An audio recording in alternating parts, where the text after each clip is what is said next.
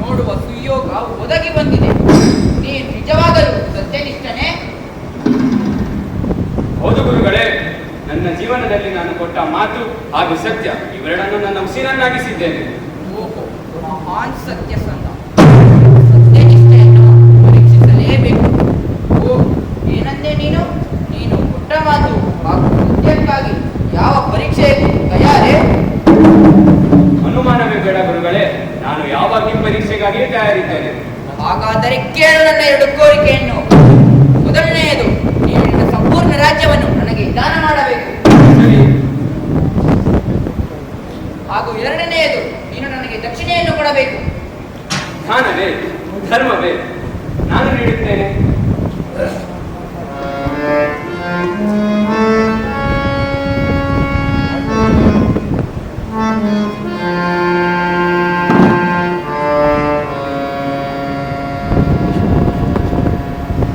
ಇನ್ನು ನಿನ್ನ ಮಾತನ್ನು ಪೂರ್ಣಗೊಳಿಸಿಲ್ಲ.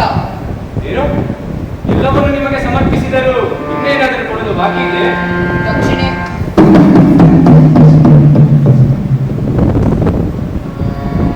ಈಗ ನೀನು ನನ್ನ ದಾಸನಾಗಬೇಕು.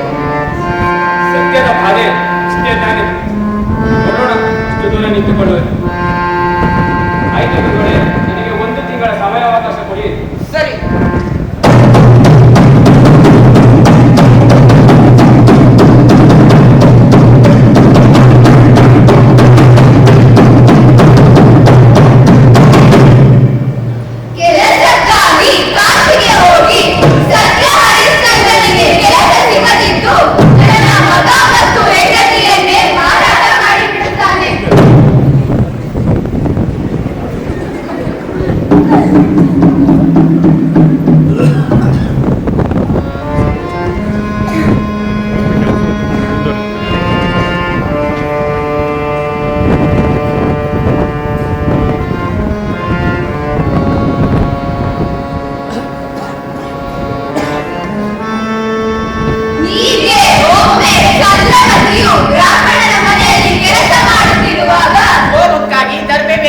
ತಕ್ಷಣ ಹೋಗಿ ತೆಗೆದುಕೊಂಡು ಬಾ.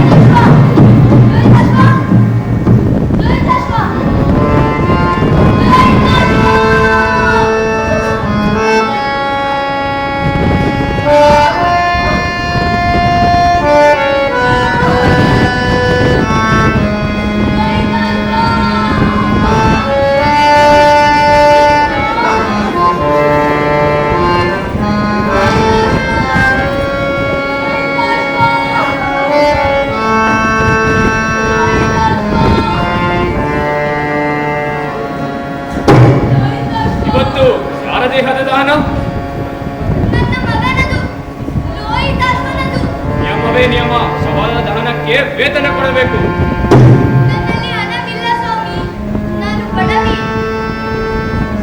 ಹಾಗಾದರೆ ನಿನ್ನ ಮಗನ ಶವದ ದಹನಕ್ಕಾಗಿ ಕತ್ತಿನಲ್ಲಿರುವ ತಾಳಿಯನ್ನು ಬಿಚ್ಚಿಕೊಡು.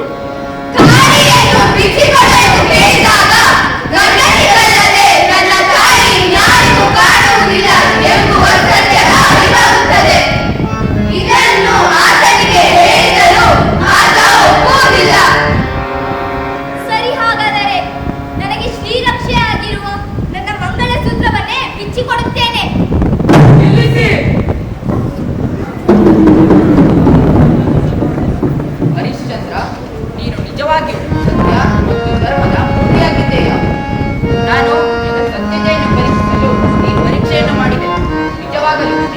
ಬೇಕೆಂದಿದೆ.